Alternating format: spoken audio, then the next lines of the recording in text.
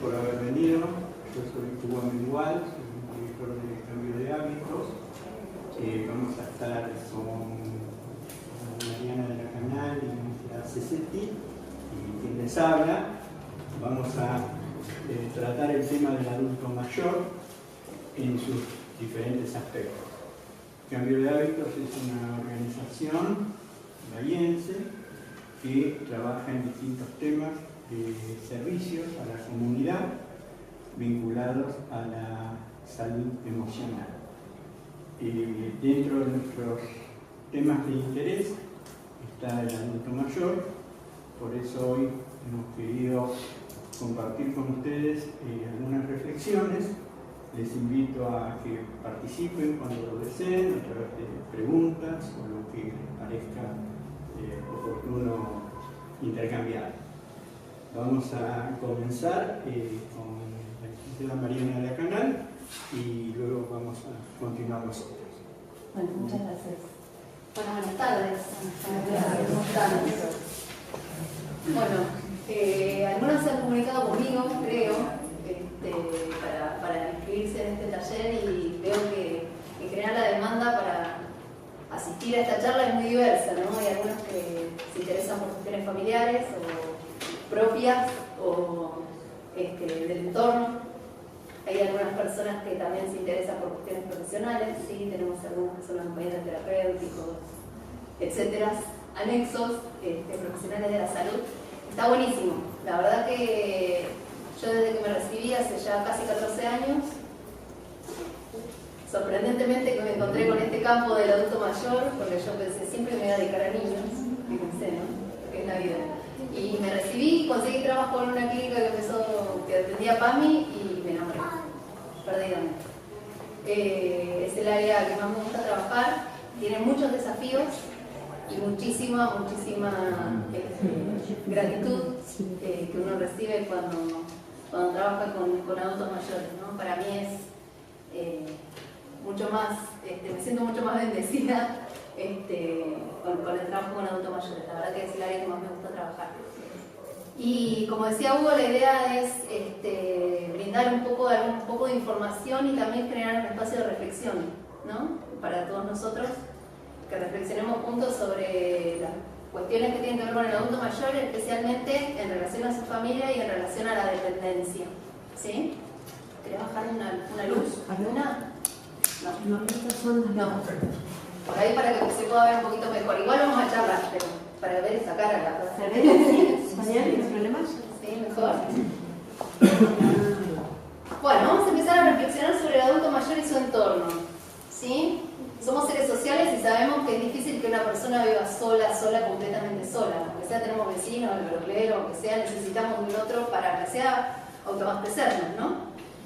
Y surge en el estudio de las personas adultas mayores. Ustedes saben que a partir de los 65 años, estadísticamente entramos dentro de la tercera edad. Lamento comunicarles si algunos no creía que ya estaba. No, lamento. Estadísticamente estamos hablando, ¿sí? Pero ¿qué es lo que sucede con el estudio de los adultos mayores? Empieza a aparecer este término muy interesante que empezó en los 70, que se llama el viejismo. ¿Qué es el viejismo? Yo uso la palabra viejo, espero que ninguno de ustedes lo sienta de alguna manera peyorativo, porque para mí es un identificativo del adulto mayor, pero hay algunas personas que la palabra viejo les suena feo, ¿no? Entonces, ¿qué es el viejismo? El viejismo es la discriminación que se hace sobre ciertas personas solamente por el hecho de acumular años. ¿Sí? Ya sos viejo, entonces una enumeración de cosas que no vamos a ver. Y se basa en utilización de prejuicios. ¿Qué son los prejuicios? Son juicios previos, o sea, son ideas que tenemos antes de la experiencia, ¿sí? Antes de encontrarnos con un otro. Y se centran todos en los prejuicios en torno a la tercera edad. ¿Cuáles son los más habituales? ¿Qué les suena cuando uno piensa en viejo? ¿Qué les suena? ¿Viejo es equivalente a qué? ¿Cómo? A enfermedad. ¿Qué más? Prohibiciones. ¿Qué más? Queja. Bien. Todas cosas hermosas, ¿no es cierto? Maravilloso. Todo divino. Todos quisiéramos llegar a ser viejos para vivir así, ¿no? Fíjense cómo ya desde el entorno, todos nosotros, ¿no? Estamos construyendo esto, ¿no? La tendencia a lo negativo. Toda la tendencia a lo negativo, enfermedad, dependencia, pérdida. ¿Y qué es lo que sucede? Cuando nos volvemos viejos, se termina convirtiendo en algo que en psicología se llama la profecía autocumplida, ¿no? Terminamos generando nosotros mismos nuestra propia enfermedad, decadencia, pérdida, todo esto que acabamos de decir, ¿no? Dependencia. ¿Por qué? Porque nosotros caemos en el propio estereotipo que nosotros mismos nos armamos, ¿sí? Estoy pensando en cuando todos nosotros envejezcamos, ninguno de nosotros ya entramos en esa categoría, pero cuando lleguemos, cuando pasemos los 65, tenemos que tener mucho cuidado con esto, porque en la forma en que nosotros pensamos ser viejos, como nosotros nos vamos a convertir de viejos. Ojo, cuidado. Oh. Bueno, ¿qué pasa con la familia? Ahí tenemos bastantes problemas con la familia, ¿no? Por algo tenemos una familia, para tener problemas. Para poder pulir afinidades, como dicen, ¿no? Nos tratamos con los demás. Y ahí aparecen las cosas lindas y las cosas feas. ¿Y qué es lo que sucede en la familia? Cuando el adulto mayor empieza a transitar su vejez, ¿sí? A partir de los 65 años, no necesariamente a partir del día que cumple 65 empieza a tener todas estas cuestiones que ustedes llaman negativas, que tienen que ver con el envejecimiento, ¿sí? Sabemos que cuando envejecemos, al cumplir años, al pasar el calendario, vamos teniendo algunos cambios físicos, algunos cambios emocionales, algunos cambios en las relaciones sociales. Por ejemplo, muchas personas coincide la edad jubilatoria con este inicio de la tercera edad. Entonces, perdemos vínculos tal vez laborales, perdemos vínculos sociales con los compañeros de trabajo, con otros amigos, ¿sí? Además, cierto es que muchas personas también pierden amistades porque se van muriendo, porque se mudan, porque se van, ¿sí? Entonces, este envejecimiento puede ser silencioso o ruidoso, ¿sí? ¿A qué llamamos envejecimiento silencioso? Muchas personas cuentan que de repente encuentran que su papá se volvió viejo, su mamá, ¿no?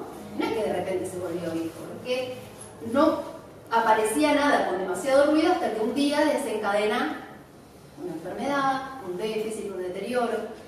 Y esto es difícil de aceptar muchas veces por los hijos, por muchas razones. Primero, por la resistencia de los hijos a ver viejos a sus padres, ¿no?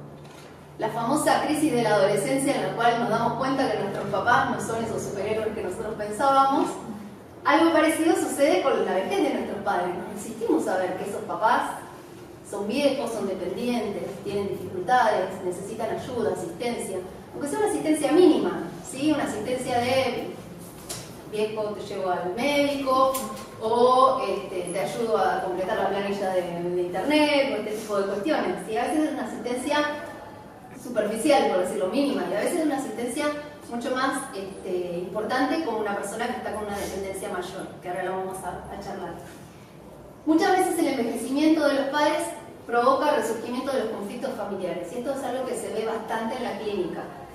Papá se volvió viejo y ahora nos peleamos entre los hermanos, ¿no? Siempre tuvimos una relación medio difícil y ahora que los papás están viejos, empiezan a aparecer el que nunca estuvo y ahora tampoco está, el que siempre se hace cargo y se tiene que hacer cargo, ¿sí? Este tipo de conflictivas aparece mucho y esto se ve, es bastante evidente.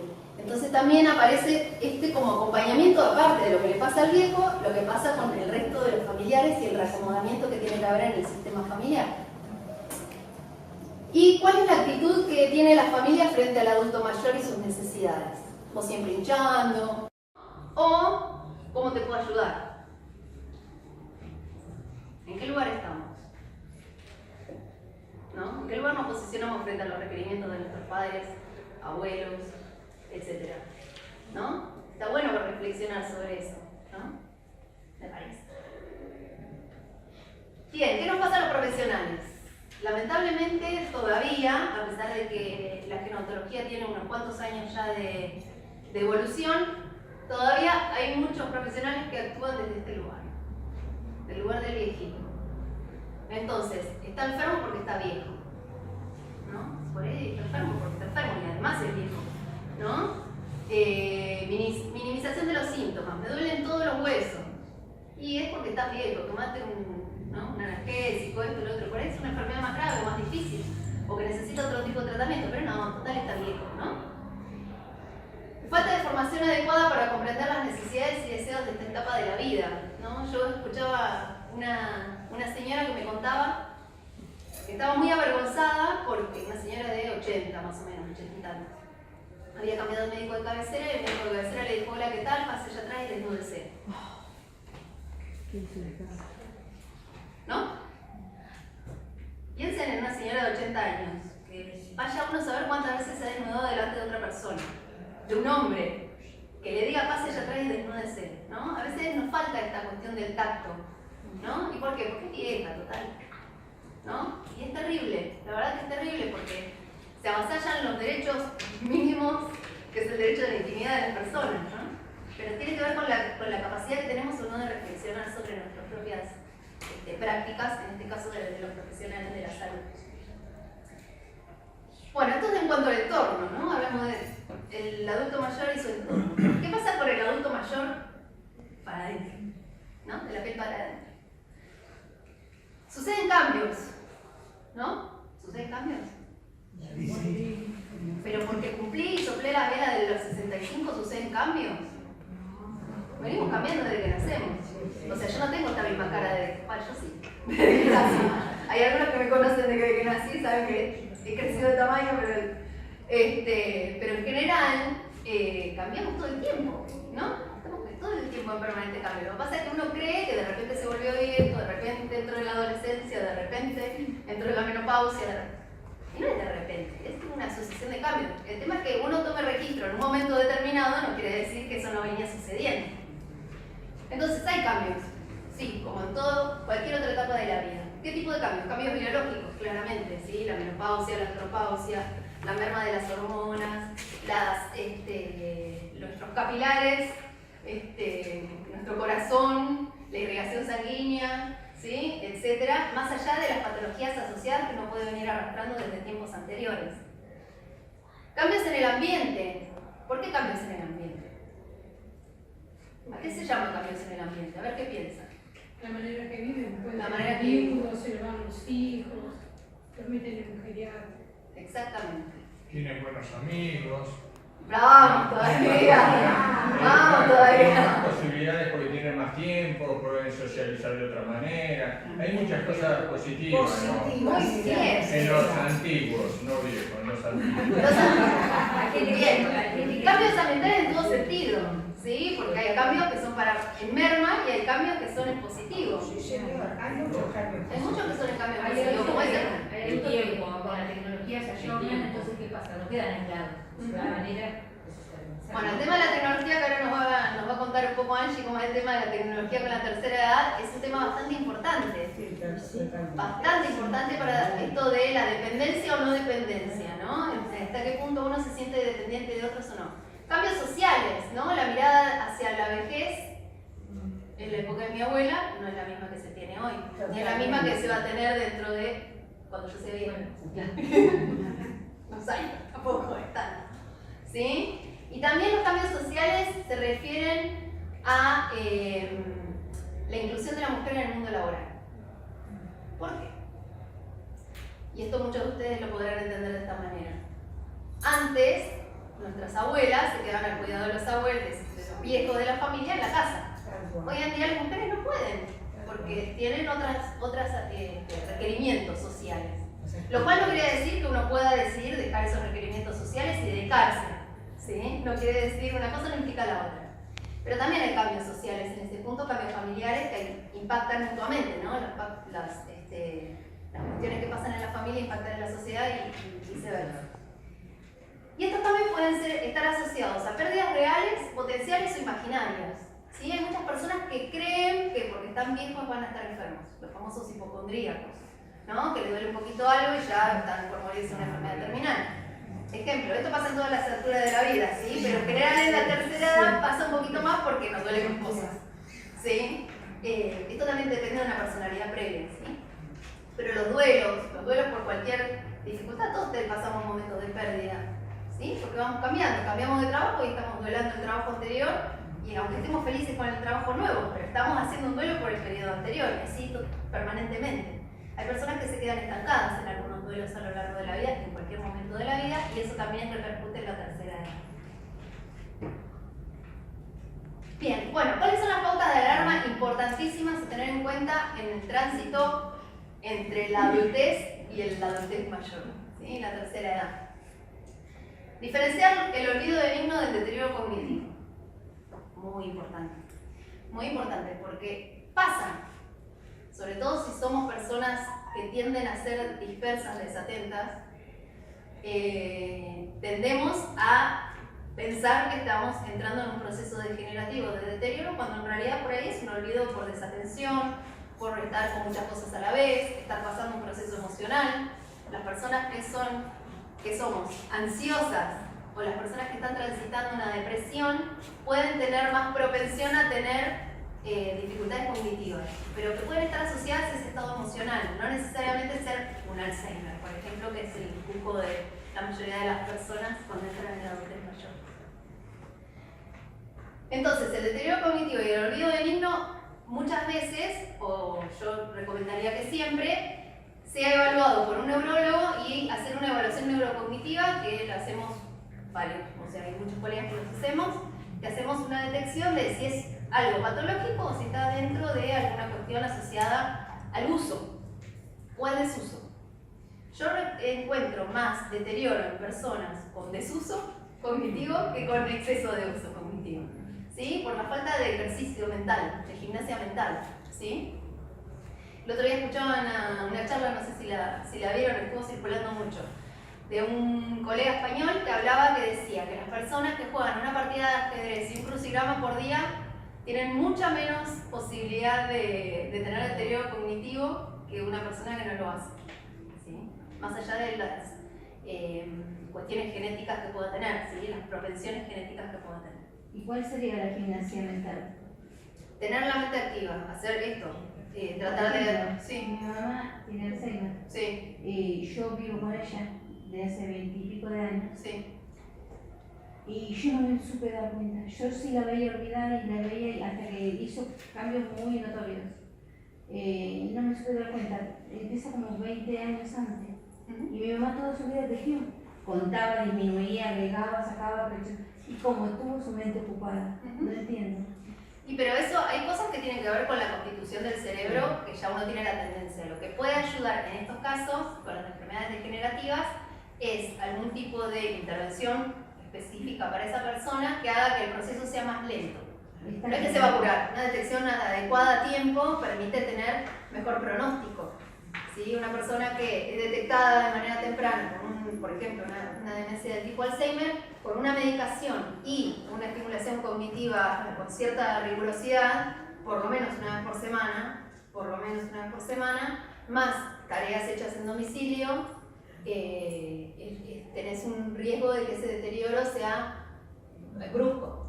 Lo reducís totalmente, es como que se va haciendo cada vez más paulatino, más lento el deterioro. Ustedes verán seguramente que hay algunos adultos mayores que les pasa que no se acuerdan que almorzaron, pero se acuerdan el nombre de la maestra, de primer grado. Porque el deterioro no es global, no es que todas las funciones disminuyen de la misma manera. Hay gente que tiene cálculo, sostiene el cálculo hasta el último momento y por ahí no le salen los nombres de las cosas. Hacer un tipo de actividad mental de este tipo es otro escudo. Lo que pasa es que los escudos no son escudos impenetrables, pero es una forma de ir frenando. El tema es que, ¿qué es lo que hacemos nosotros cuando somos jóvenes para tener lo que se llama la reserva cognitiva? Es estos escudos que yo tengo para que cuando venga el deterioro sea cada vez más paulatino, más lento. Hay personas que llegan a los 100 años, mi bisabuela por ejemplo murió de 100 años y se levantaba a las 7 de la mañana, hacía los tallarines, que vivía sola, espléndida. Y hay otras personas que con 70, 60 años están muy deterioradas. Eso también depende mucho de la gracia de Dios, qué sé yo, cada uno lo que crea. Pero también hay mucho de cuánto hace uno. Ella siempre leyó el diario, miraba la televisión, escuchaba la radio, leía libros, tejía crochet, llamaba a una amiga, salía a tomar un café. Tenía una actividad social, una actividad mental, una actividad física, acorde a su edad, pero la mantenía. Eso es muy importante, que es lo que más necesita evaluar en profundidad. Se evalúan todas las áreas: atención, concentración, memoria a corto plazo, memoria a largo plazo, orientación, construcción visoespacial, un montón de distintas áreas del cerebro, digamos, funciones cognitivas, pero en base a lo que esa persona necesita más. ¿Sí? Entonces, a la segunda vez que nos vemos, se hace otra evaluación con técnicas específicas, test, de escribir, de dibujar, de contestar preguntas, de memorizar, etc. En general yo me tomo 2 entrevistas para hacer esto porque a veces la persona se fatiga, porque tenés una fatiga y yo no quiero que le dé mal porque se cansó. Entonces prefiero verlo la semana que viene otra vez, a tomarle todas de una, porque a veces me dicen, no, pero yo vengo, pero ya te das cuenta que a los 40 minutos ya empieza a normal y no es porque le falte, es que se cansan. Imagínense ustedes haciendo una actividad cognitiva sostenida durante 40 o 45 minutos, puede ser llegar a ser cansado. Entonces en general me tomo esas 2 entrevistas y después una entrevista de evaluación por ahí a los 15 días para que yo tenga tiempo de hacer una evaluación más específica y se da una devolución de, bueno, mira, te dio tal puntaje en esto, se correlaciona, si no se relaciona, no sé de qué viene, por ahí es una falla específica en una función que no tiene nada que ver con nada. Bueno, ahí se ve si por ahí tiene que ver con una, si vos tenés imágenes, el neurólogo ve que hay justo una afectación, una CB en este cachito del cerebro que ordena tal cosa, ¿no? Entonces, bueno, se hace una evaluación obviamente en conjunto con el neurólogo. En general se eleva ese informe, se lo da al paciente, el paciente se lo lleva al neurólogo y dice, bueno, a ver qué pasa con esto. Casi siempre vienen por un neurólogo o por el médico de cabecera. A veces cardiólogos también. No sé, ¿habéis venido derivados por otros profesionales? No, en general son de deriva. Por lo menos a mí, lo que me llegan a mí. Pero bueno, es interesante conocer a veces el estado cognitivo, porque a veces uno supone, cree, y está bueno por ahí hacerlo como una forma. Yo siempre le digo, cuando no les da nada, que se ponen contentos, le digo, bueno, pero esto es un punto de basamento. Vos sabés que hoy, que tenés 65 años, tenés esta evaluación neurocognitiva. Hacétela dentro de 5, de vuelta, y ves qué pasó. Tenés un punto de anclaje. A veces vino un señor hace poco que tiene una enfermedad neurodegenerativa hace 15 años, y es la primera vez que se hace una evaluación. Y yo no sé si lo que le dio de menos es porque es un señor que no tiene mucha instrucción, que por ahí no ha tenido muchas oportunidades de desarrollarse, o por la falla, por la enfermedad que tiene, porque no tengo un base. Entonces, ¿con qué comparo? Puedo comparar con esta, con la que le voy a hacer de vuelta dentro de 5 años. ¿No? Estaba muy enojado porque no le iban a dar el carnet de conducir. Pero bueno, yo tengo que hacer lo que tengo que hacer. Es una pena. Bueno, entonces, olvido benigno versus deterioro cognitivo. Importantísimo detectar eso. ¿Sí? Hay que tener mucho cuidado con las disminuciones sensoriales, auditivas y visuales, preferentemente, que son las que más merman con el uso. ¿Sí? Tiene que ver con el uso habitual de esto que nos tocó, digamos, ¿no? Y está bueno controlarlo, porque hay personas que no escuchan y no ven y no se dan cuenta, porque como la pérdida es gradual, entonces a veces está bueno hacer una evaluación interdisciplinaria. Yo siempre recomiendo la interdisciplina y la interconsulta, siempre. Y problemas de salud severos, ¿sí? Los problemas de salud severos también pueden afectar no solo la parte emocional, sino la parte cognitiva y la parte relacional, ¿sí? Cómo nos relacionamos con los demás. Todas estas cuestiones van a determinar la disminución o pérdida o no de la autonomía. Eso es lo que más nos importa, creo, que a todos los profesionales de la salud. Que la persona se mantenga lo más autónoma posible dentro de las capacidades. ¿Sí? Los acompañantes lo saben. ¿Sí? Los acompañantes son un bastoncito, pero que la persona pueda sola. No nos llevamos a ocupar. ¿Sí? Los psicólogos tampoco. Los psicólogos acompañamos. ¿Sí? Entonces, dentro del examen supuestamente periódico de una persona mayor, tienen que entrar todos esos 3 conceptos básicos, más allá de lo que sea físico. Normalmente los padres dicen, me hice el análisis, no tengo colesterol, mi corazón está bien, se acabó el problema. No. Lo que pasa es que culturalmente tenemos, nuestro cuidado es de esto, el envase, ¿no? ¿Y el resto? Claro, por eso hay que tener en cuenta esos otros conceptos. Tal cual, sobre todo en generaciones de personas que ahora están muy viejos, digamos, ¿no? Lo que se llama ahora la cuarta edad, ¿no? ¿Quién iba a ir al psicólogo por las modas? Casualidad, hay muchas personas de hoy de más 50 que no consideran que el psicólogo, no creen, ¿no? Como si fuéramos santos de estampitas, ¿no? No creen, yo no creo en el psicólogo. ¿Quién no comparan al psicólogo? Claro, tuvieran que creer en nosotros, ¿viste? Como si fuéramos, sí. Vale, ¿hay alguna edad para hacer ese No. puede ser? Incluso se toma en personas jóvenes, hemos tomado en algunas personas jóvenes con dificultades de concentración universitaria, por ejemplo, para ver si no tienen algo. Lo más importante es el anclaje, como usted dice. Y siempre es importante tener un punto. No es que ahora le voy a decir, háganse todo, también, después cada uno se fija, pero es muy importante esto que dice el compañero, ¿no? Que hay gente que dice, ya está, me hago un análisis de sangre por año, me hago una ferrometría, estas cosas de no sé qué, listo, ¿no? Y es raro que un clínico te mande a hacerte una evaluación neurocognitiva, salvo que vos le digas, ¿sabes que me estoy olvidando? Si vos no se lo decís ni te preguntan. Y tampoco se lo decís. Ah, eso ya es otro tema. Eso ya es otro tema. Es estrés. Sí, sí. Estás pasando por un periodo de estrés Claro, normal. sí, sí, sí, sí. Oh, bueno, está bien, sos viejo, digamos, está bien que te bueno, está bien. Metí el mate en la heladera. Estás pensando. Sí. O poner cosas en. ¿Se lo comentas al médico? Estrés. Estresadas. Es un tema, es un tema. Bueno, la dependencia. ¿Qué pasa cuando la persona, el adulto mayor o cualquier persona, entra en un estado de dependencia? ¿No? ¿A qué llamamos dependencia? Depender del otro. ¿Para qué? Para un montón de cosas. La dependencia del adulto mayor provoca una ruptura en la dinámica familiar, claramente. ¿Sí? La persona que hasta hoy se podía hacer cargo de determinadas funciones, a partir de hoy no puede. Y la familia necesita tomar una decisión, muchas veces, ¿no? Cuando ya llega a un nivel de dependencia importante, la familia necesita tomar decisiones. Y ahí es donde se pone la cosa espesa, ¿no? Se pone complicado. Empiezan a aparecer acuerdos y desacuerdos, y también depende del nivel de dependencia del adulto mayor. Hay adultos mayores que con un acompañamiento terapéutico, que lo vaya a visitar 3 veces por semana, que haga, por ejemplo, que lo acompañe a ser mandado, porque la persona no se anima a ir solo porque tiene miedo de caerse y no hay alguien que se pueda hacer cargo de los familiares temporalmente o físicamente o emocionalmente, que eso es muy importante.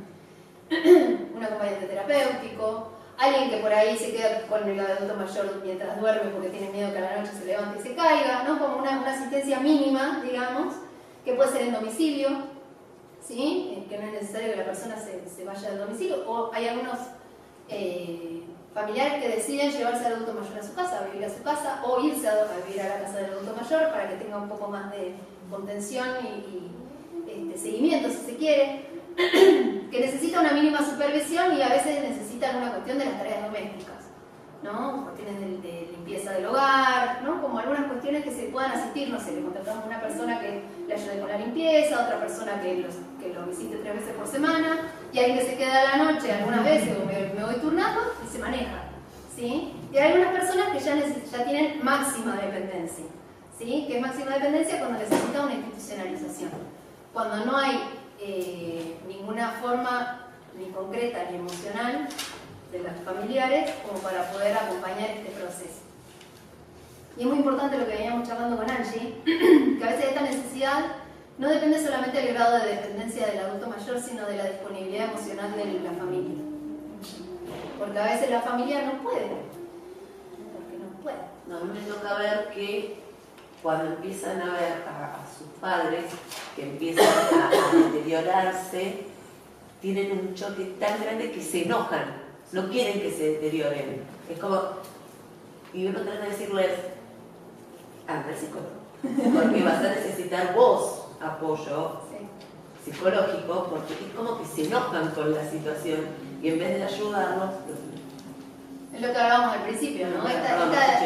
Pero es esta dificultad para aceptar que el viejo está viejo, y hay muchas personas que se ven reflejadas en la vejez de los padres y se ven tocados en su propia adultez, ¿no? Por ahí no estamos viejos todavía, pero nos vemos reflejados en eso, no solo ver al padre que se cae de ese lugar que lo tenemos, sino también vemos un posible espejo de nuestro futuro envejecimiento, y también es muy duro. ¿Y qué pasa cuando, por ejemplo, hay una familia que no ve el proceso? Porque es un proceso largo, ¿no? Desde los 65, 75.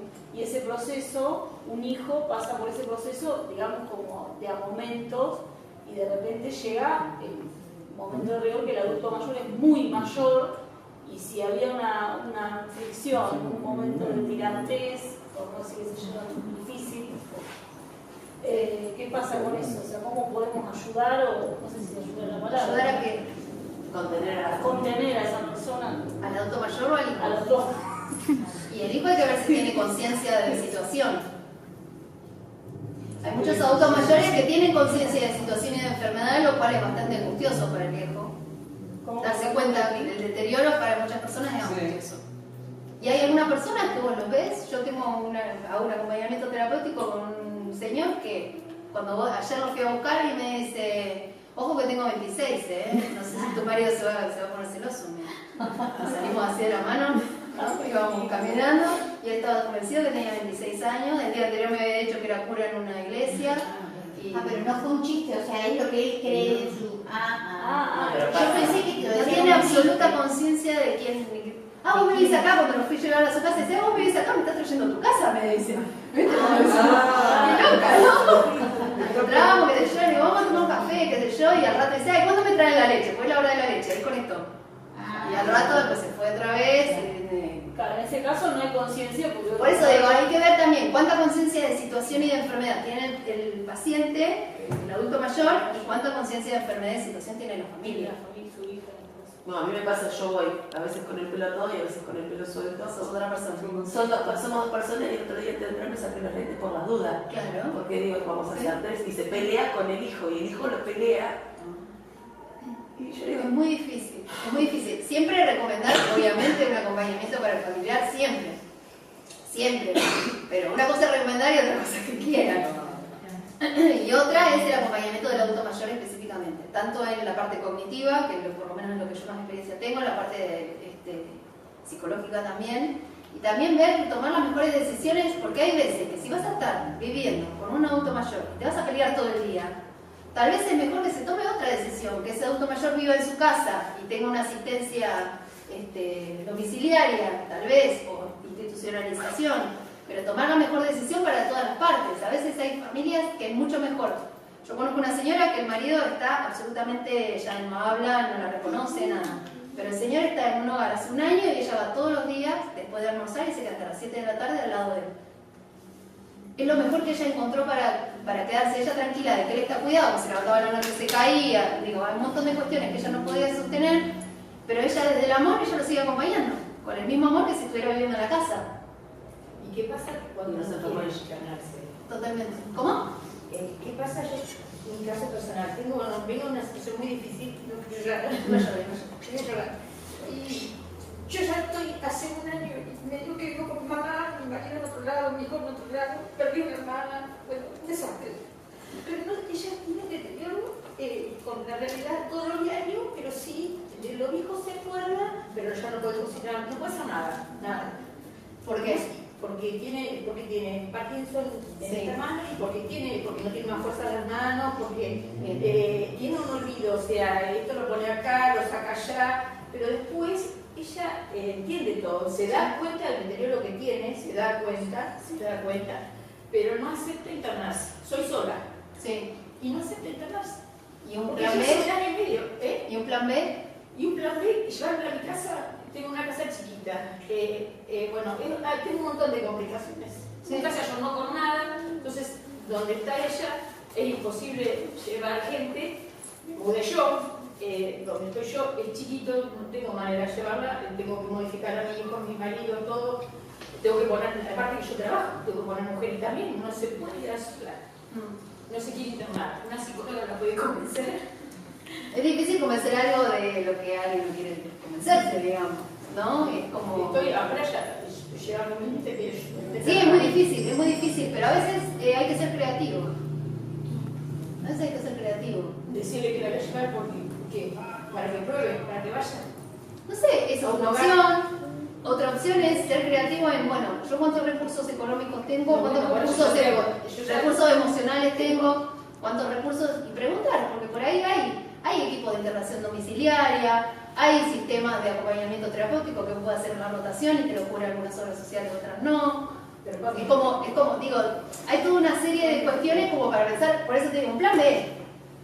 Puede ser la institucionalización. ¿Qué viejo con cierto criterio de realidad va a querer institucionalizarse? No, ya yo entiendo, pero... Digo, que yo lo pienso yo y la verdad que no, no tengo ganas. Pero, o sea, necesita las 24 horas, es imposible, económicamente que lo puedo solventar, es imposible. Entonces corre el riesgo de que algún día la encuentro tirada o abrir una canilla, porque tal vez la abrir no tiene fuerza para cerrarla, entonces la descubierta, porque no tiene fuerza. Y te demoras media hora y tienes un dolor, porque te pasa eso. Sí. o no puedo cerrar bien la hornalla y quedo que está abierta. Sí, es un riesgo, claro. Sí. Por eso, es como, hay que ir encontrando por ahí, como ir haciendo parche mientras tanto. Tal vez en algún momento en que ella esté, claro, seguro. Pero en algún momento que ella ya tenga un deterioro en el cual ella no tenga tanta conciencia, por ahí puede ser. Pero ahora va a ser más difícil, me parece. Me parece, desde afuera absolutamente de las situaciones que conocen los detalles. Pero como obligarla es como, va a ser difícil. A veces hay algunas personas que la llevan y se ponen, se enojan un montón de días, y después se van acomodando, se van acostumbrando. También hay que ver a qué lugar uno lo puede llevar también. Porque también los lugares que son relativamente accesibles o están llenos, o bueno, tienen sus cosas, ¿no? Tienen sus cosas. Claro, ella capaz que se está, no sé qué es, ella está sola siempre. No. Pero puede socializar con gente de su edad. No, nada. Porque capaz ya hasta que habla, no habla más, o sea, está muy aislada. No se ayudó con nada, o sea, desde dejar de usar un televisor, todo. Y se aisló a trabajar en lo que hacía, se encasilló toda su vida ahí. Nunca salió, una persona, viste, muy solitaria. Y bueno, y ahora está aislada. No, capaz de decirlo de la idea de decir uno va a estar con gente de tu edad. Sí, yo lo intenté. Igual es muy caso por caso, ¿no? Ninguna receta que le sirvió al otro nos va a servir a nosotros, porque cada caso es igual, es distinto, ¿no? Por eso hablamos de las generalidades y seguramente algo de todo de lo que hablamos, algunos dicen, sí, esto un poquito a mí, esto no, esto aquello, ¿no? A todos nos resuena en distintos lugares, porque cada familia, cada situación es diferente. Pero es muy importante entender esto, ¿no? A veces la mínima dependencia tiene que ver con esto que hablábamos, que ahora le voy a dar el pie de paso a Angie, esto de la tecnología, ¿no? Que hay algunos adultos mayores que se resisten a entrar en la tecnología o están todo el tiempo requiriendo la ayuda de un tercero para el uso de la tecnología, porque hay muchas estrategias para poder abordar esto, ¿no? Hoy en día, convengamos que hasta para ir a cobrar la jubilación necesitamos conocer qué botoncito apretar, para ir a, no sé, para comunicarme por teléfono y verle la cara a mi nieto, tengo que saber cuál es el botón que tengo que apretar para el WhatsApp, si es que lo tengo. Digo, como diferentes cuestiones de la tecnología que están buenísimas, que no son tan difíciles, tal vez, para los que hemos tenido desde épocas más tempranas el acceso a la tecnología y el uso, ¿no? Yo me acuerdo acá de mi hija que me dijo, a los 16 años tuviste computadora. Me miró como diciendo, pero vos que sos de la época de las cavernas, ¿no? Hoy en día los chicos nacen ya prácticamente sabiendo usar la tecnología, pero estas personas tuvieron su primer televisor recién, tal vez cuando ya estaban casados, digamos, ¿no? Es como otro mundo. Pero está bueno que también entiendan el uso y el buen uso y la necesidad de estar conectados con la tecnología y los beneficios que te reporta también. Sí, yo tengo a mi papá que él tiene 77 años y hace cosa de 10 años más o menos le regalamos un teléfono, los básicos de antes, ¿no? Obviamente. Nunca lo quiso usar hasta que un día, hace muy poco, se quedó con el auto. Y obviamente como ya no hay teléfonos públicos, no sabía qué hacer. Y bueno, y ahí como que decidió empezar a usar el teléfono. Está usando el teléfono de ese viejo, ¿no? Bueno, pero que sea para saber cómo hacer una llamada de emergencia. No sabe cómo usar la llamada, pero bueno. Bueno, vamos a avanzar. Vamos avanzando de a poquito. Bueno, lo dejo con Angie para hablar de este tema. Después, si quieren, hacemos un... Digo, en realidad de todo esto que vos estás diciendo y todo eso que estabas diciendo vos, no, porque justamente el tema de todos los que estamos aquí presentes, y yo me incluyo, exceptuando ese pequeño bello que está ahí sentado ahí, el punto es que ninguno de nosotros somos nativos digitales. ¿Sí? ¿Qué es esto de ser nativos digitales? Un poco lo que decía Mariana, tener la tecnología debajo del brazo.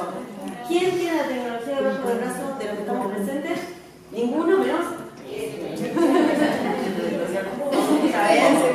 Entonces, digamos, yo vengo del área de la informática, soy docente de acá de la universidad y en realidad mi tránsito con el adulto mayor comienza con los cursos de UPAMI. Creo que la mayoría de ustedes debe conocer que la universidad tiene convenio firmado con PAMI porque justamente hay estudios que dicen que la persona que está ocupada y que está en contacto justamente con el conocimiento es una persona que se mantiene bien, que no va al médico, que no tiene problemas de salud o mínimos problemas de salud, como decía Mariana con respecto a la edad, pero es una persona que no se transforma en hipocondríaca. Entonces, frente a ese estudio se firma este convenio y ahí aparecen los cursos de UPAMI. Obviamente, en particular, yo comencé dando talleres que tienen que ver con el uso de la computadora en ese momento, pero rápidamente pasamos al uso de los celulares. ¿Por qué? Porque ahora tenéis prácticamente una computadora en un dispositivo absolutamente pequeño que lo tenés en el bolsillo, ¿sí? Entonces, ¿yo qué es lo que noto en las clases? ¿Quiénes son los que vienen? Aquellos que no tienen nada que hacer, y yo les diría que no, porque el conocimiento se mueve más que nada por el interés. Nadie aprende porque hoy amanecí, tengo ganas de saber algo más de astrología. Me voy a poner a estudiar astrología. No, mira. A no ser que tenga un evento que diga, mira, necesito aprender esta situación, este conocimiento, incorporar este conocimiento porque lo necesito para otra cuestión, uno no hace el esfuerzo, que es un poco lo que hablaba Mariana, ¿sí? Esto de que estudiar, digamos, incorporar conocimiento requiere de un esfuerzo, ¿sí? Entonces, cuando aparece el celular, las personas que aparecen que se presentan a hacer estos talleres, en general lo que ven es no perder el contacto con sus familiares, porque digamos, ha cambiado mucho la familia en estos últimos años. Hay mucha movilidad, el trabajo es lo que mueve, a usted sale como hijo, te sale un trabajo en otro lugar, no necesariamente fuera del país, pero digamos dentro del país, en otra provincia, y si te surge un trabajo te vas a ir, trabajo, estudio, ¿sí? ¿Y eso qué implica? Probablemente te cases, tengas tus hijos, no siempre vas a poder viajar vos, no siempre va a poder venir tu familia a verte, entonces aparece esta posibilidad que te da el celular, ¿sí? De poder comunicarte. ¿De qué manera? Inmediatamente, ¿sí? Porque antes lo que teníamos como medio, digamos, no me quiero ir muy lejos, pero digamos, en la computadora tenemos el mail. Aparece el Skype en algún momento, pero el celular te permite una inmediatez, el WhatsApp en particular, que realmente te permite este sentimiento de estar en permanente contacto. Y te saco una foto del gordito y te la mando, mamá, que lo tenés. ¿Está bien? Y eso es la vinculación que vos como hijo necesitas y también el adulto necesita. El padre, la madre, ¿sí? Entonces, fundamental este requerimiento de utilizar el celular. ¿Qué pasa? No son nativos digitales. ¿A quién recurre el adulto mayor? Si puede hacer el curso de UPAM, fantástico, vénganse, los esperamos. Pero ¿y si no? ¿A quién echa mano? A la familia. ¿Y qué pasa con la familia? Bueno, no todo el mundo tiene una formación o competencias para poder explicarle a otro, ¿sí? Porque eso es una competencia, ¿está bien? No todo el mundo tiene esa paciencia para explicarle al otro. Y además hay otra situación. Desde lo cognitivo, ¿está bien? El uso del celular tiene que ver con lo que para mí, ¿sí? Es el uso de recetas. ¿Sí? Yo, por ejemplo, a mi papá cuando le expliqué cómo usar, mi mamá se fue a visitar a mi hermano a Buenos Aires, ¿sí? Y en realidad la que hacía la conexión con mi hermano siempre había sido mi mamá, pero ahora como mi mamá salía de Buenos Aires, le tocaba hacerlo a él, yo trabajaba todo el tiempo, como siempre. Entonces, ¿qué hice? Le hice una receta, ¿sí? Entonces, uno, prender la computadora, estamos hablando hace varios años. Dos, no sé qué, prende tal, hace un clic en tal lugar, ¿sí? Receta, paso por paso. Y él era una persona que podía seguir instrucciones, ¿está bien? Entonces, fundamental seguir instrucciones, aprender a seguir instrucciones para poder utilizar el celular sin la necesidad de llamar siempre a tu amiga, a tu nieto, a tu hijo, ¿está bien? ¿Qué pasa? Seguimos trabajando sobre lo cognitivo. Que más allá, ¿qué es lo que te mueve a vos para aprender a usar el celular? Conectarte con tu familia, ¿sí? Pero básicamente, ¿qué es lo que nosotros trabajamos? La parte cognitiva, porque todo esto se realiza a través de pautas claras, de recetas. Yo lo llamo recetas porque prácticamente es eso, ¿sí? ¿Dudas de ustedes? Lo que pasa es que muchas veces la receta no te da la percepción del dispositivo. No. Ese es el problema con el que se encuentra, porque ellos quieren seguir la receta, pero a ver, ¿qué botón? No, pero si este celular tiene la flecha y el otro tiene el cuadradito. Entonces falta ese conocimiento. Exactamente. Sí. Bueno, ese es con lo que nos encontramos, ¿no? Porque vos le podés dar pero lo que va a pasar es que va a llevar más tiempo. Claro, pero en un momento dado, ¿por qué? Porque hay otro tema que creo que lo tenemos todos y es el amor propio. Sí. Llega un momento que decís, yo hice tantas cosas en mi vida, Si yo quiero aprender a usar el celular, lo voy a poder aprender. Me llevará un poco más de tiempo, menos de tiempo, pero lo voy a lograr. El amor propio es fundamental. ¿Sí? Pero sí, bueno, la contextualización y el tema del cambio del celular, yo por ejemplo, realmente a mi madre, imagínense, la tengo loca, la cambié el celular a los 3 años, y ella se ayorna, se sienta con recetas, con todo, se sienta y dice, a ver, ahora ella me dice así, toqué varios lados y en un momento dado, sí, hizo lo que tenía que hacer. O sea, ¿qué significa eso? Pierde el miedo al dispositivo, porque ese es el otro tema. ¿Qué me pasaba a mí? Cuando yo empecé con la computadora, no, pero yo no quiero tocar, ¿no? Porque si toco y el botón ¿qué puede pasar? Lo más que pueda pasar, ¿sabes qué? O sea, a no ser que agarre la computadora así, hagas así y la sueltes, bueno, ahí sí se va a romper. Pero si no, ¿qué puede suceder? ¿Sí? Que la tengas que formatear.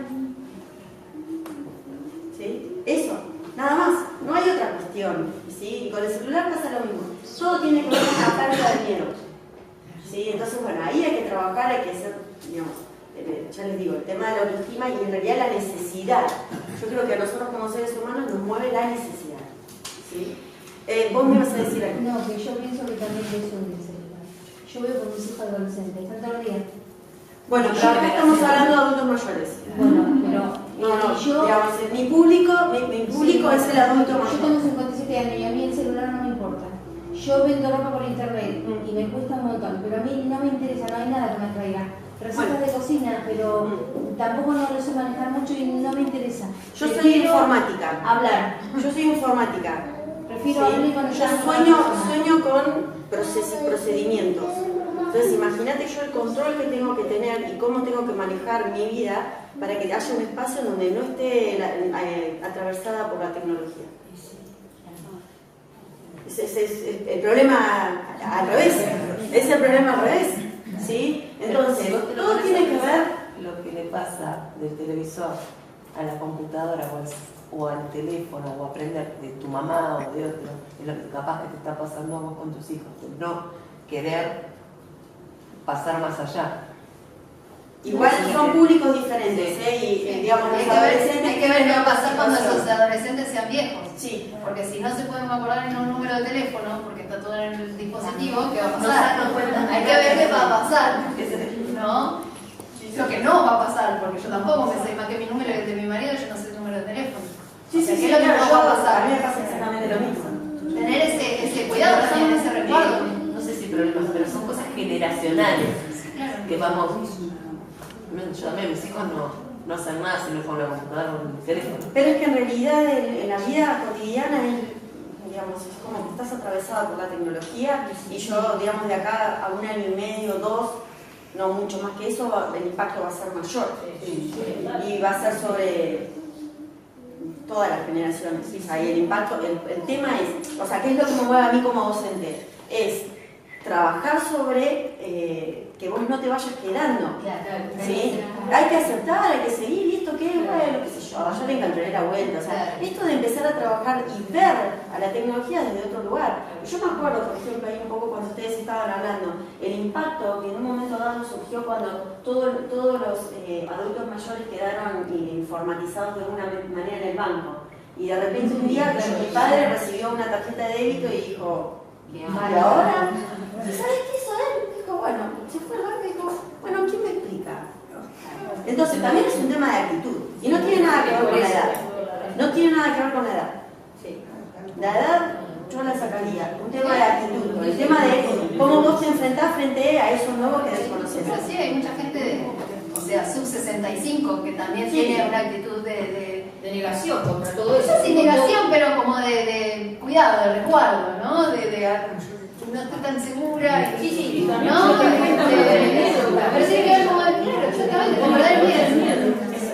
Eso para hablar con... Sí, una buena. Es una pregunta, una duda que tengo. Sí. ¿Qué se puede hacer en este mundo cuando uno quiere conversar con varias personas y todos están con el teléfono? Cortarse wifi. Uno le hace la pregunta y sigue nomás. ¿Saben que hay algunos lugares que funcionan bastante bien? Por ejemplo, en la casa de uno, una panerita de esas que usás. Dejamos acá el celular, se lo van, se lo llevan. Bueno, yo lo tuve que hacer retomando examen. Ahora tomé examen el lunes y le dije a los chicos, acá dejan todos los secundarios, gente grande, de terciario. Y me dijeron, ¿cómo? Me vas a cortar una pierna. Y el punto era que, a ver, era toda gente grande, no era un tema de que se vayan a copiar. No existe eso para mí, ni me No, pero interesa. ¿qué pasa si yo tengo el celular en silencio y Vibra, ya quiero ver quién me llamó, ¿Cómo quiero te ver quién me concentra? mandó el mensaje por la inmediatez. ¿Sí? Entonces, por ejemplo, una de las cosas que yo hago frente a mi profesión es el día que salgo a caminar, que tengo un momento y salgo a caminar, el celular queda arriba de la mesa de mi casa.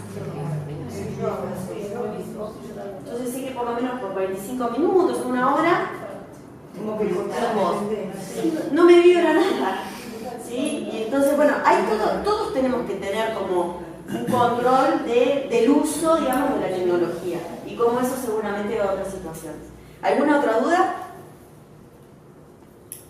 ¿No? Yo quería preguntar, yo tengo un tema con el aceptar. No acepto la enfermedad de mi mamá, no acepto el avance tecnológico, no me importa, no lo acepto. O sea, y dice, tenés que aceptar.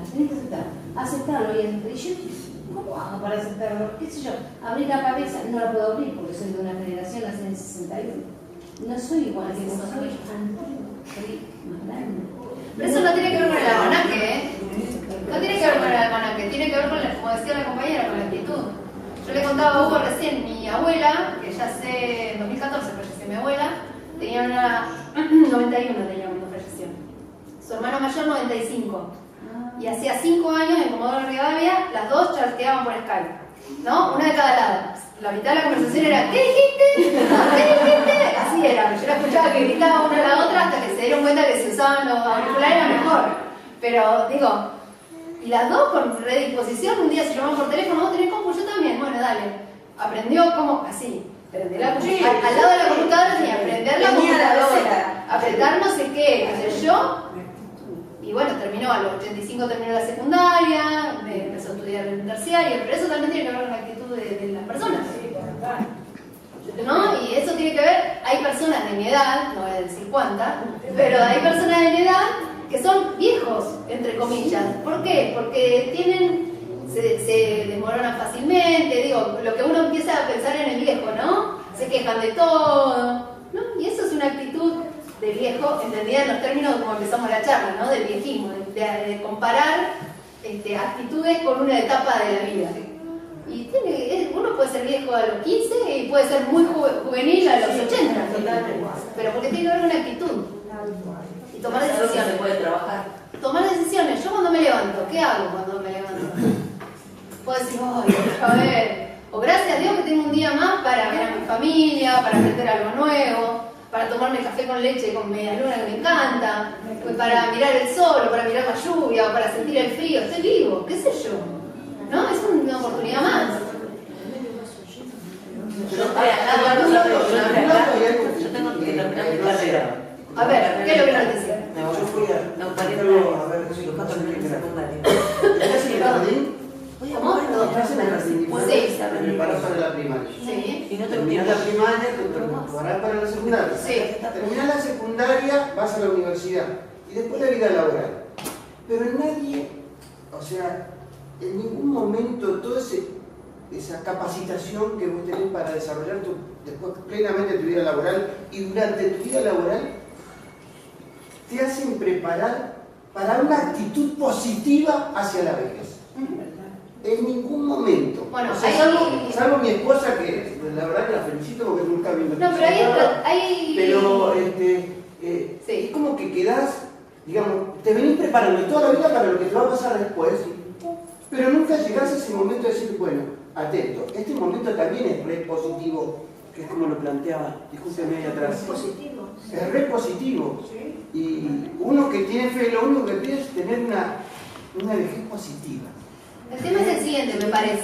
Primero, es una cuestión personal de darse cuenta que los años pasan, el tiempo en algún momento se va a terminar y poder prepararse. Ahí incluso tenemos una colega en Cambio de Hábitos que tiene un taller que se llama Me jubilé y ahora qué. O sea, imagínense de qué se trata, ¿no? No viene con subtítulos, es así de sencillo.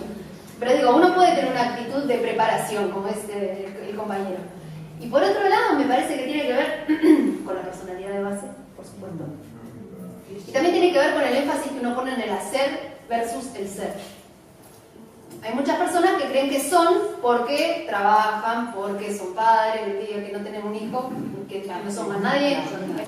Entonces ahí también tiene que ver con un punto de dónde te estoy mirando. La gratitud es una herramienta, es una llave así de grande. Ser agradecido por todo.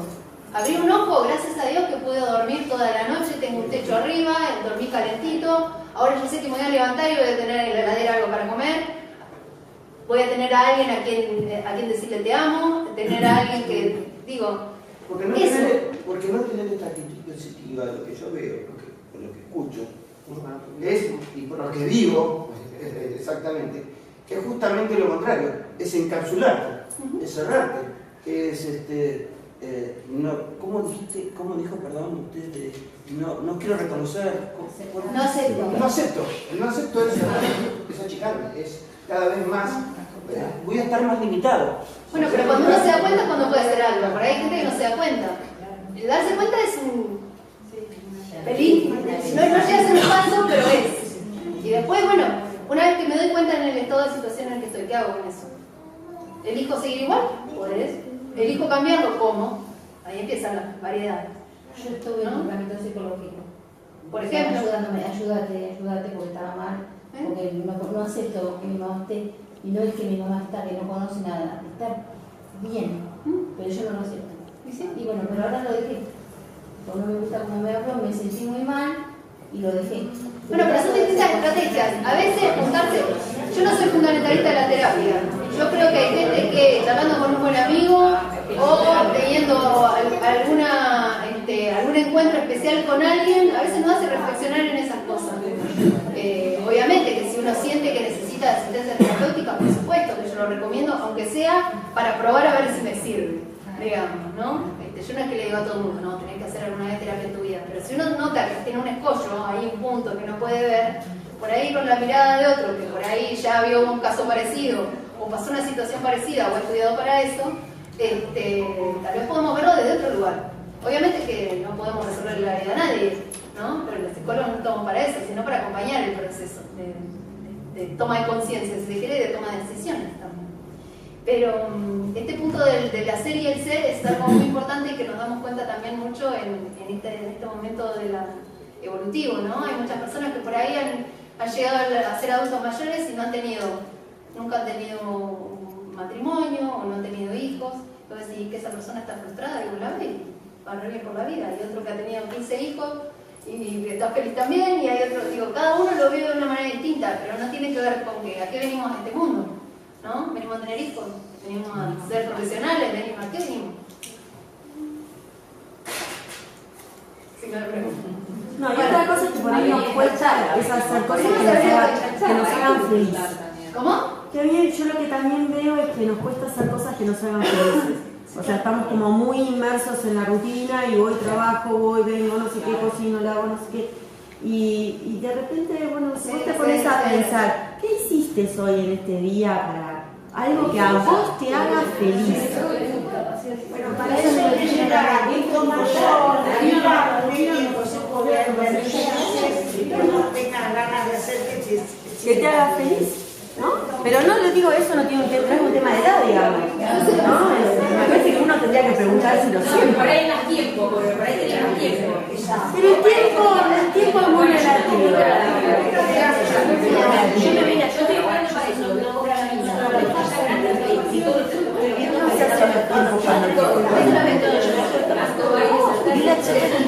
Esto a mí me hace bien, me está dando nervios. Estoy como cabalgando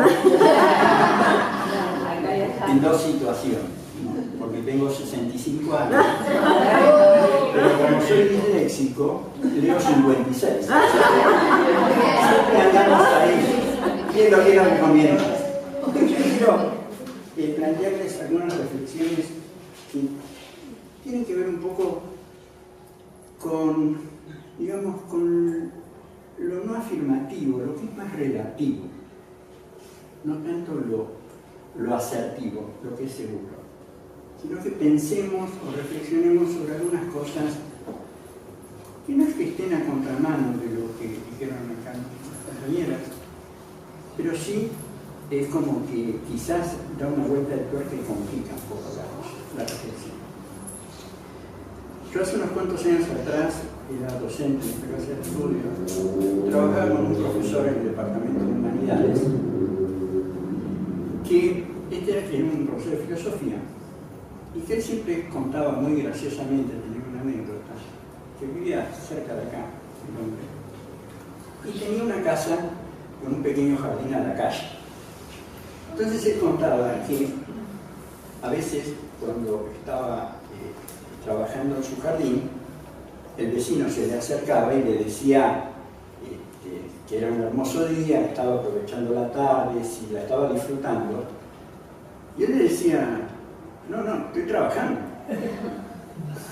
Y que en ocasiones que el vecino lo veía, que salía para la universidad, él solía usar una boina, y salía para la universidad, el vecino le decía, a trabajar, don fulano, no, a divertirme. Es decir, todo es relativo. Acá la señora decía, yo no acepto y parecería como un problema no aceptar. Y no es tan así. Si hace unos cuantos miles de años un señor hubiese aceptado que la rueda tenía que ser cuadrada, hoy seguiríamos con la rueda cuadrada. Hay un filósofo, Erich Fromm, que escribió un libro, un ensayo sobre la desobediencia. Y él decía que la desobediencia es el motor de la humanidad. Porque lo que hace evolucionar es eso. Entonces, quiero un poco charlar de estas paradojas, de estas relatividades.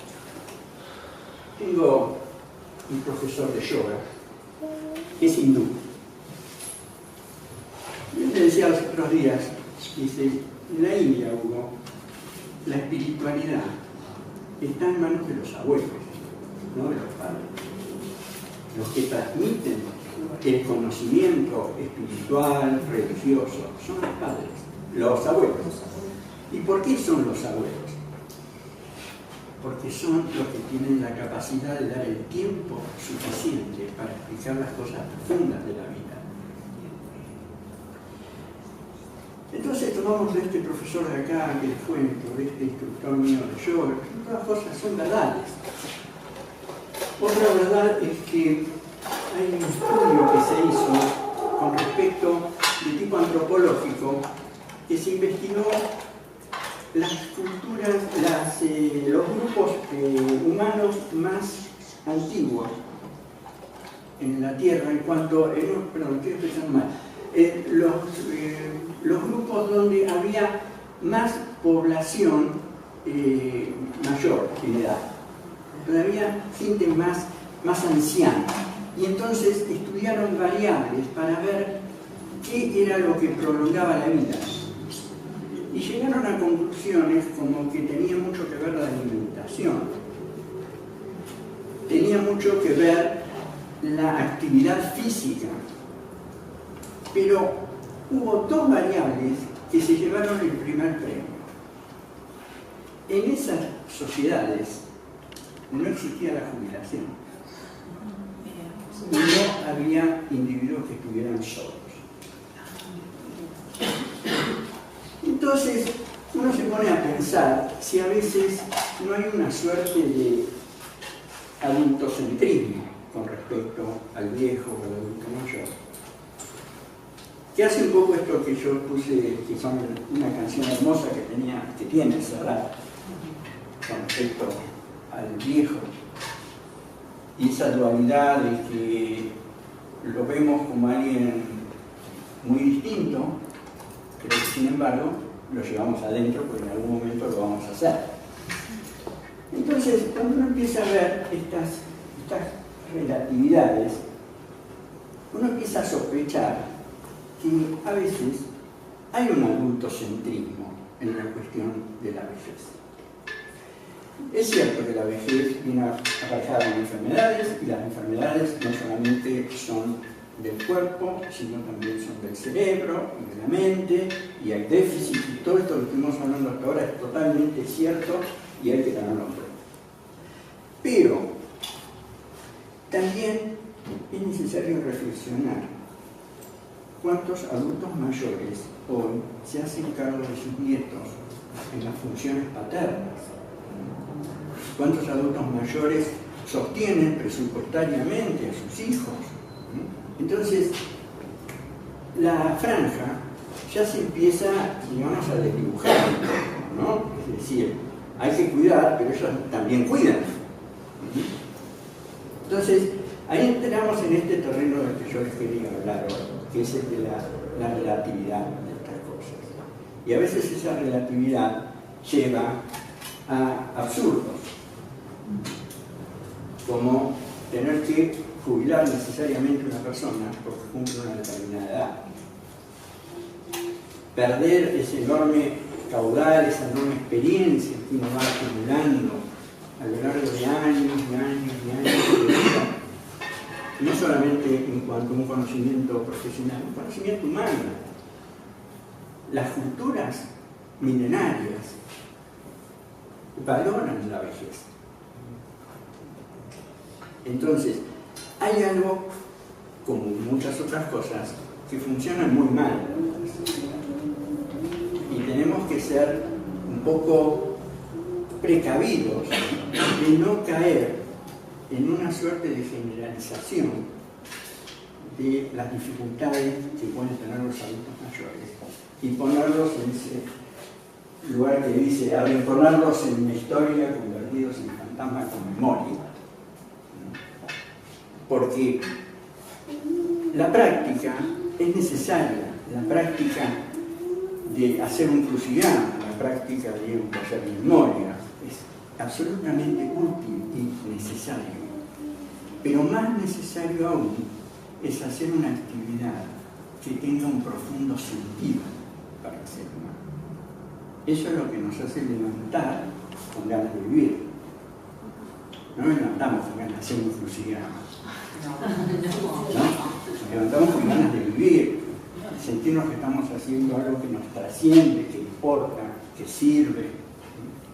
Y ahí es donde tenemos que asistir al adulto mayor, en hacer que su vida tenga un sentido, que mantenga ese sentido que muchas veces lo arrancamos brutalmente, ¿no? A veces de una manera tan absurda y tan obtusa como esa historia que hay del hombre que estaba pescando a orillas de la costa, ¿no? Y se le acerca una persona, ¿no? Y le dice ¿qué estaba haciendo? Pescando, ¿no? Y pesca, y sí, dice sí. Y dice, ¿por qué pesca con una sola caña? Siempre pesqué con una sola caña. Pues si tuviera dos cañas, pues sacar dos pescados. ¿Qué dice? ¿Para qué quiero dos pescados? ¿Cómo para qué quiero dos pescados? Dos pescados, uno se lo come usted y el otro lo vende. ¿Para qué quiero vender? Hombre, ahorrando, se compra otra caña, tiene 3 años, ya saca de a 3 pescados. Así le hace toda una historia que yo no se la quiero hacer porque es muy largo el cuento, hasta que este hombre tiene una flota de pesca. Entonces, el hombre ya azorado le dice, ¿para qué quiero una flota de pesca? ¿Cómo para? Para hacer lo que a usted le gusta en la vida. ¿Qué le gusta hacer en la vida? Pescar. Entonces, esos absurdos, estamos repletos. Entonces, nosotros tenemos hoy un gran desafío, por un lado, que es ubicarnos en todo este contexto, ¿no? Algo muy gracioso, mi hermano es médico y por ahí me cuenta, yo a veces me sorprendo, porque llega gente de 75 o 80 años y pone el pie arriba de la camilla y me dice, mira lo que me pasa, doctor, que no puedo, tengo tal moretón o tal cosa, ¿no? uno se queda sola, claro, porque va al gimnasio, porque hace yoga, porque hace un montón de cosas y tiene una cantidad de capacidades que no las hemos visto antes en el adulto mayor.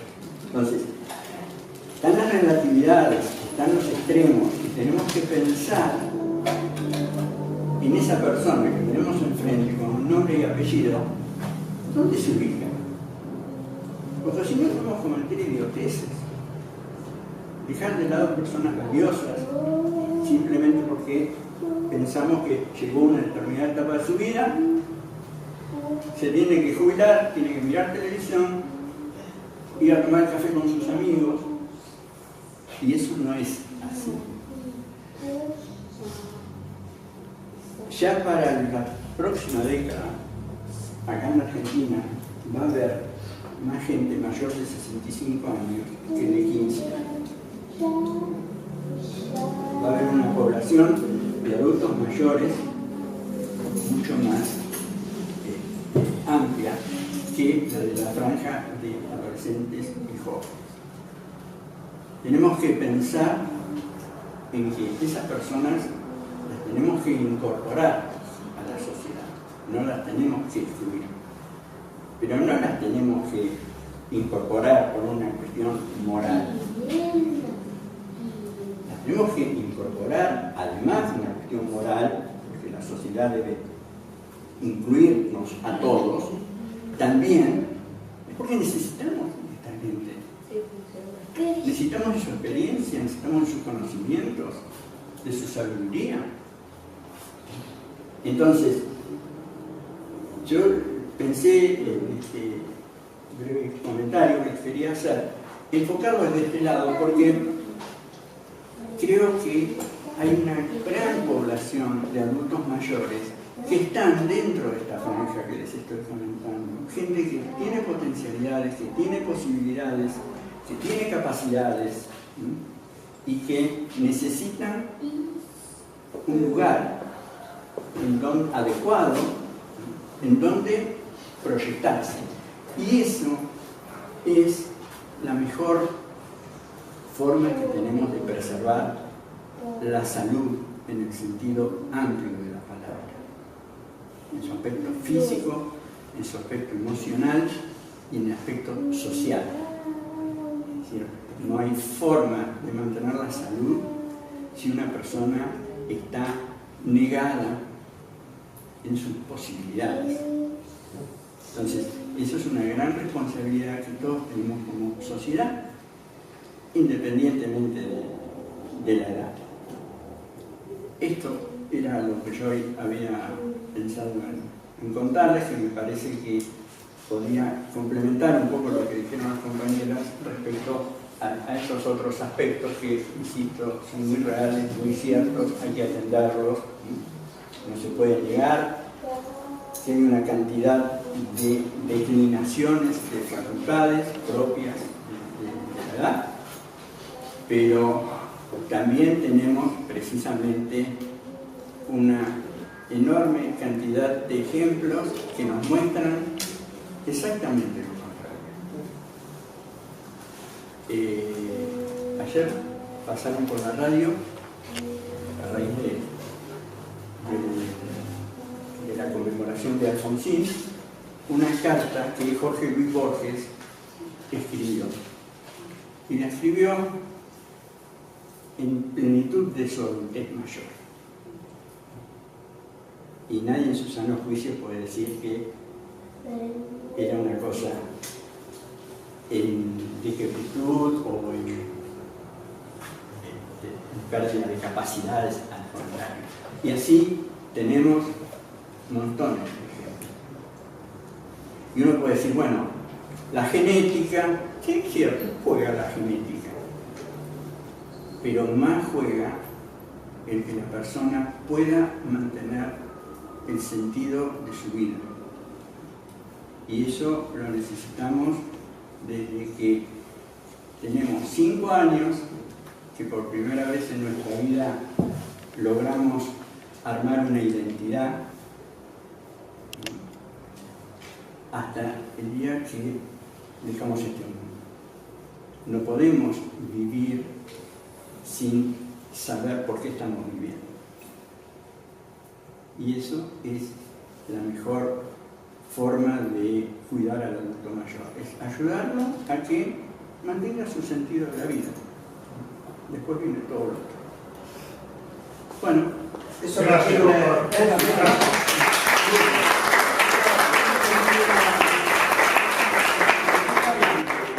requiere una evolución de la sociedad, porque somos nosotros, incluso primero que nadie, ¿no?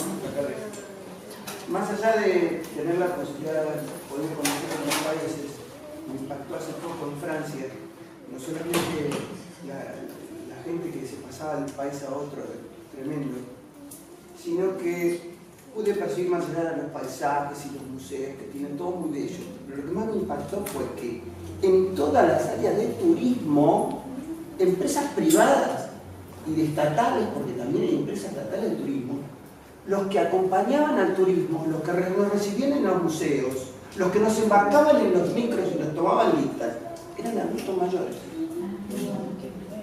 No había un joven en eso. No había un solo joven, el que nos hizo entrar al teatro, todos adultos mayores. O sea que la sociedad los vuelve a reabsorber para que cumplan esa función que usted dice. Me levanto porque tengo algo que... Es increíble.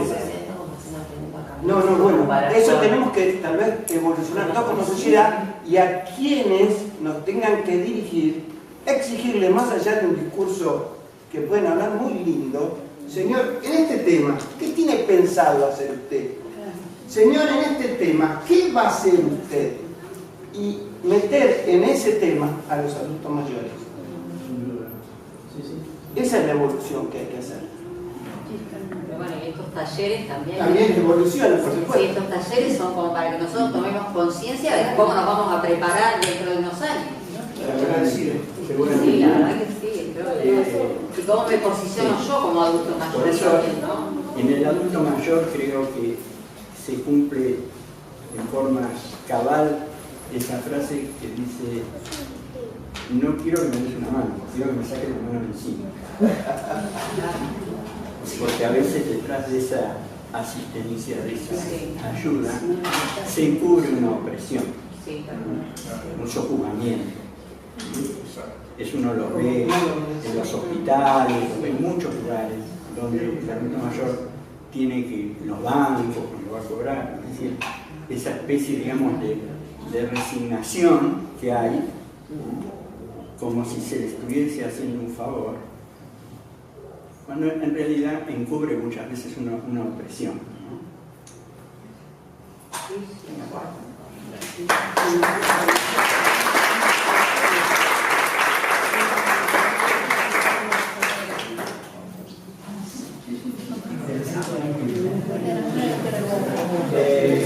Bueno, va a estar publicado. Bueno, antes que se vayan, los queremos invitar, vamos a hacer una charla el 20 de noviembre en el Salón de la Cooperativa. El horario todavía no lo tenemos bien definido.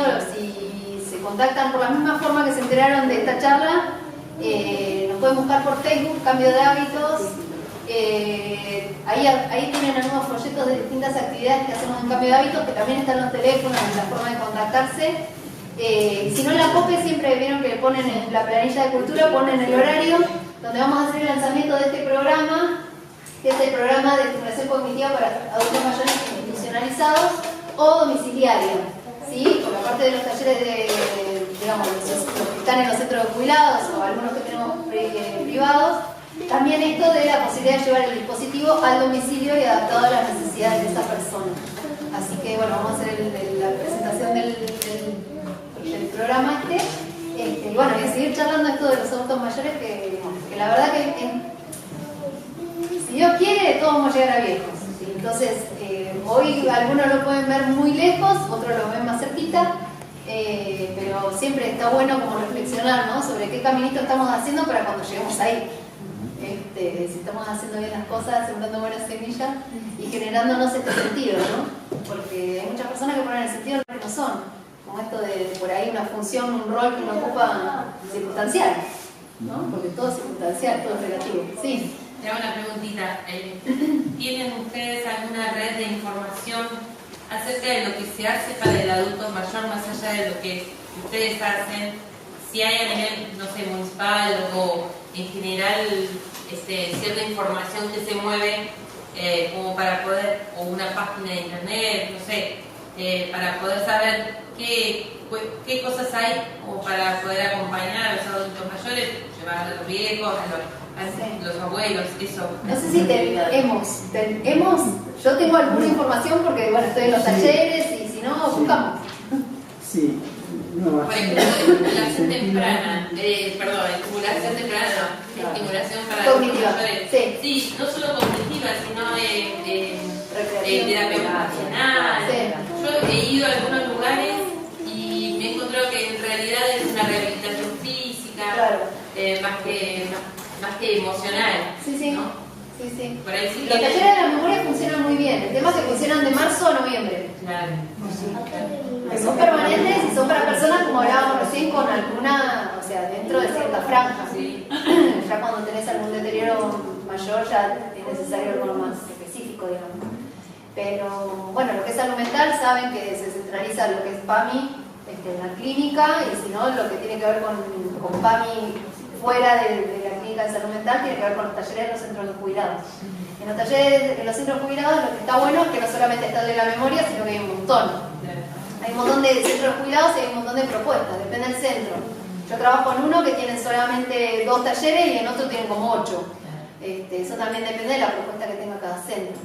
Y eso sí, te podés ¿Y hay una lista de centros de cuidados? Vas a PAMI y preguntás, y si no, por barrio, hay. Si no, creo que googleando supongo que poder encontrar el centro de cuidado que te queda más cerca. Si no, si querés yo te averiguo. Si me preguntás, yo tengo un grupo con las chicas de memoria y te pregunto, chicas, ¿saben dónde hay uno más cerca de acá? Que yo se consigo. O sea, es medio lástima que se termina ahora a fin de mes y ya se termina. Sí, nosotros estamos terminando ahora. Pero está bueno.